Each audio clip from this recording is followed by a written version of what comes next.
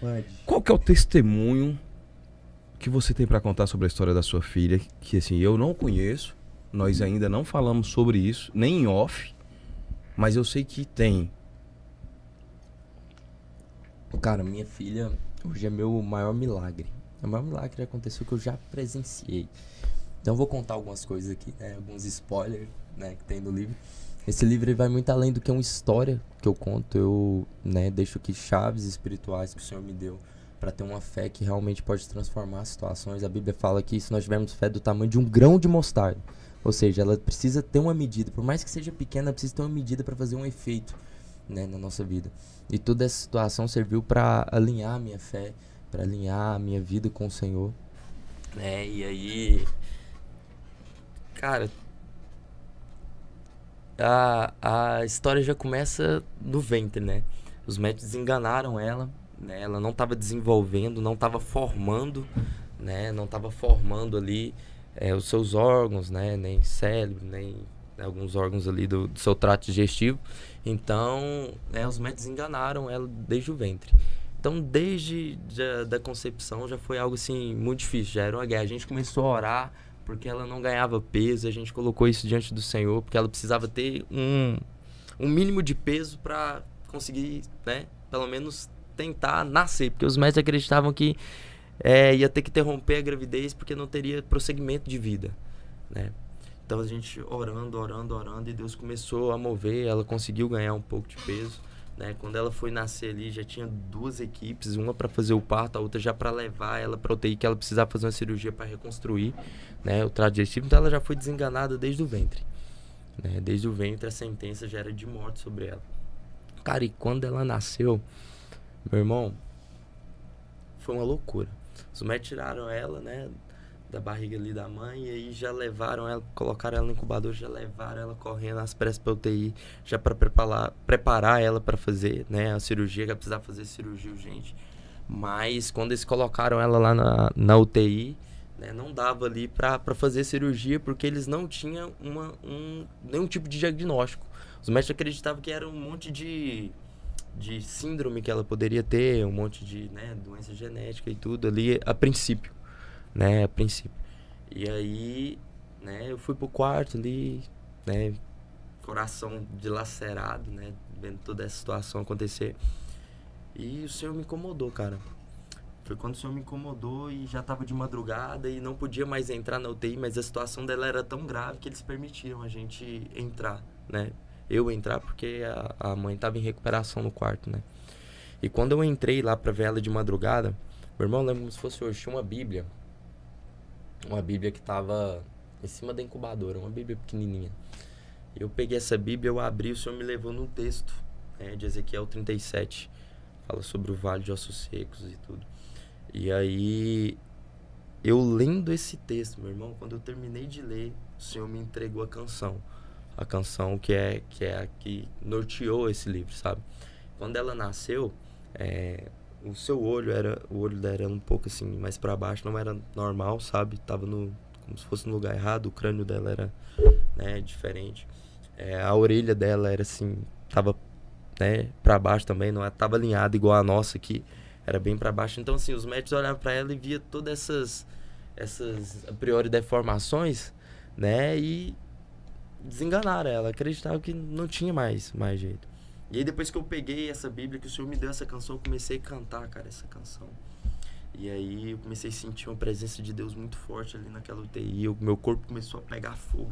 Mão da ponta do pé até o alto da cabeça. Parecia que tava queimando meu corpo. E eu comecei a cantar, sabe, essa canção, o refrão que o Senhor me deu. E aí eu coloquei a mão na incubador, peguei na mãozinha dela. Eu comecei a orar, eu senti esse fogo, sabe, passando pra ela. E eu vi, meu irmão, com esses olhos aqui, o olho dela voltando pro lugar, a orelha dela voltando pro lugar, Deus colocando as coisas no lugar de novo. Cara, foi a maior loucura que eu já vivi na minha vida. Cara, e mesmo com isso, né, depois desse acontecimento, ela ficou 4 meses na UTI, né, em resumo, um dia ela, né, teve que entubar ela, né, para fazer a respiração, depois de uma da cirurgia que ela fez. E aí outro ponto, né, Vou contar só mais esse aqui pra não dar um spoiler total do livro, né? Um spoiler total do livro. Mas, cara, outra parte muito forte foi... Ela pegou uma infecção hospitalar, né? Por causa da intubação, né? A alimentação dela era intravenosa e depois, né, passou a ser por sonda. E aí ela pegou essa infecção hospitalar e os médicos enganaram ela. Ligou pra gente de madrugada, né? Imagina, dormindo, receber uma ligação dessa, a gente já pensa, né? E o médico foi bem claro com a gente, ele não alisou não. Ele falou, vem pra cá, sua filha, né, pode ser que não resista. Porque o quadro dela de, né, infecção hospitalar é irreversível, não tem mais jeito. E com todos os problemas que ela já tinha, né? Os médicos enganaram ela nesse momento. E quando a gente chegou, cara, na UTI, que eu entrei dentro da UTI, ela começou a ter uma parada cardíaca. A gente pisou na UTI, ela começou a ter uma parada. Quando ela começou a ter essa parada, os médicos já veio correndo, né, pra tirar a gente, né, da UTI, pra não ver, né, todo o processo de reanimação e tudo. E aí escutamos o aparelho, né? Já era, né? Não tinha mais vida. Cara, e quando a gente saiu, veio aquela dor no meu coração, mas o Espírito Santo falou comigo e eu comecei a orar. E nesse dia, cara, é loucura, as coisas de Deus são loucura. Nesse dia o Senhor me deu, né, o direcionamento para fazer uma campanha pela minha filha. E a campanha era a mesma da estratégia que Deus deu para Josué para derrubar as muralhas de Jericó. Rodear as muralhas ali 7 vezes. O Senhor falou, você vai rodear o hospital aí 7 vezes, 7 dias, uma vez por dia. No último dia, 7 vezes. E aí eu comecei. Quando eu dei a primeira volta, na mesma hora de madrugada, né? Saí lá do hospital, já desci, já fui orando, dar a volta. E ali no hospital da criança, você conhece ali, você sabe, não dá pra dar a volta no hospital, tem que dar a volta no quarteirão, né? E o quarteirão é daquele tamanhozão. E eu fui, meu irmão, orando. E quando eu voltei, ela já tinha reanimado. Tinha voltado à vida. E os médicos já desenganaram ela pra gente, né? Falou, a situação dela tá assim, né? A gente não... É só Deus. E aí... eu comecei a orar desde aquele dia, comecei a fazer essa campanha todo dia, cara. Eu dava uma volta no hospital. Todo dia eu chegava e só não falei isso pra ninguém. Não contei isso pra ninguém sabia. Eu saía lá no horário e dava a volta no hospital. No último dia, só pra encurtar aqui, no último dia, e ela foi recuperando, né? Foi mostrando melhoras.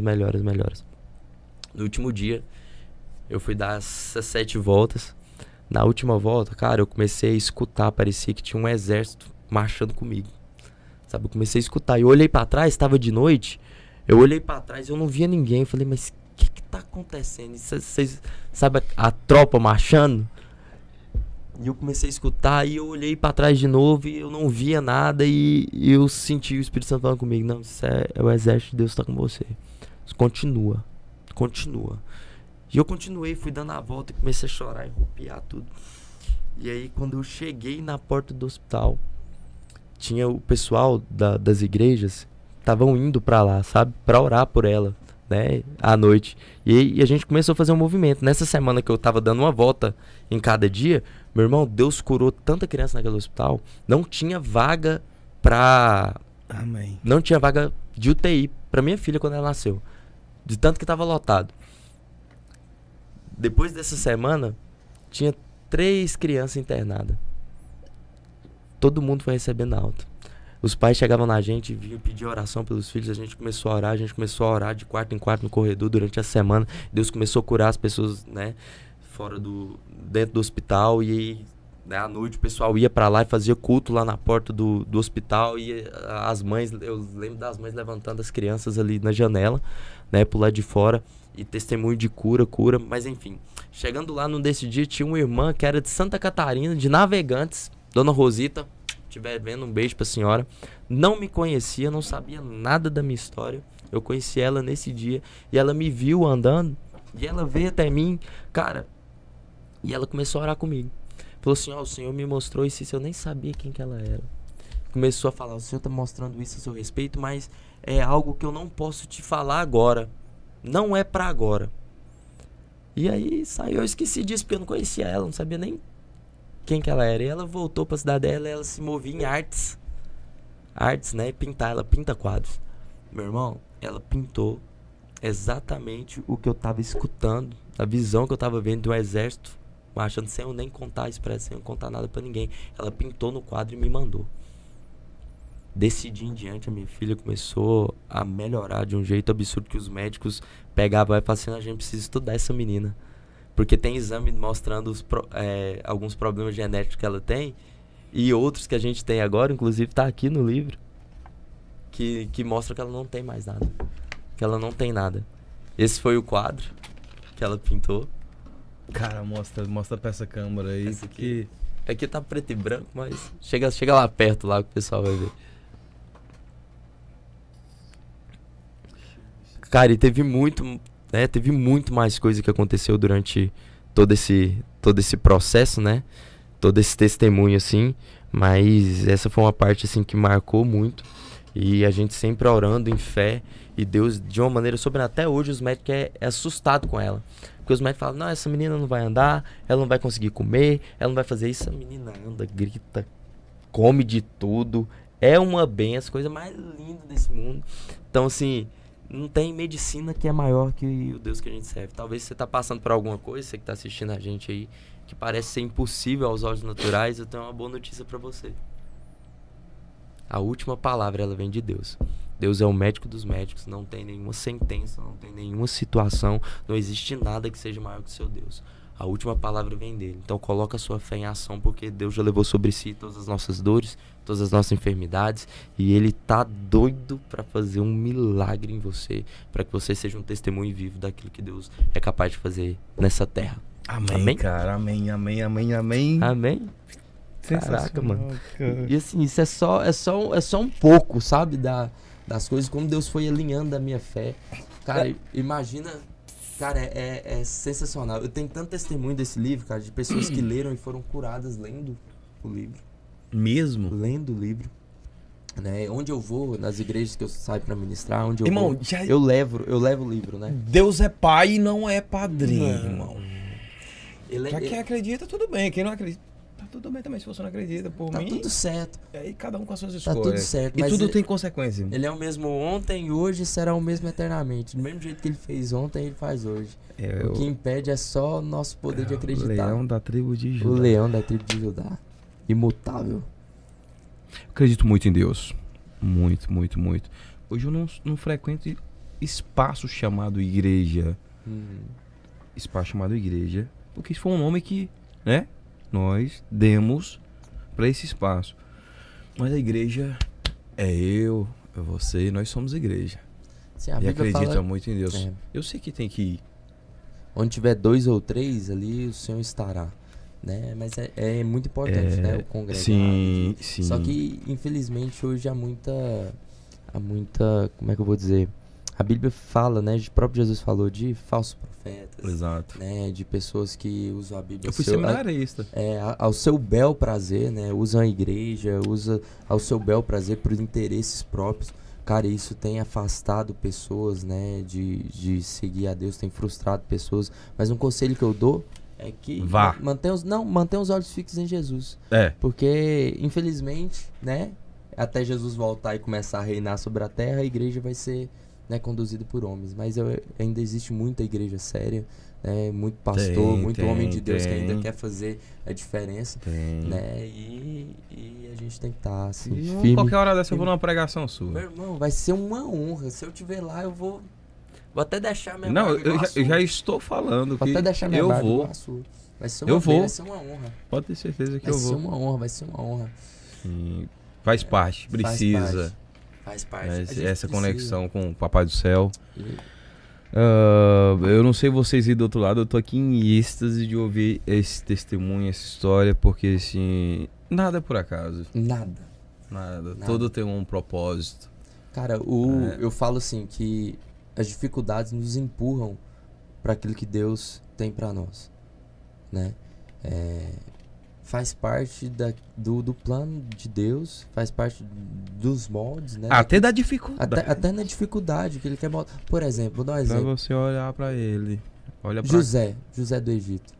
Né? Governador, Sim. foi um governador, chegou até o governo, mas antes teve que passar pela prisão, teve que ser vendido pelos irmãos. E tudo isso moldou ele, moldou o seu caráter para chegar, né, aquilo que Deus tinha sonhado para ele. Então, assim, é o que o apóstolo Paulo fala: dá graças a Deus até nas dificuldades, até nas aflições. Em tudo. Em tudo dá Dê graça, graça. porque não importa, cara. Não importa o que a gente tá passando, o que você, né, o que quem tá ouvindo tá passando. O que importa é que Deus tá contigo, cara.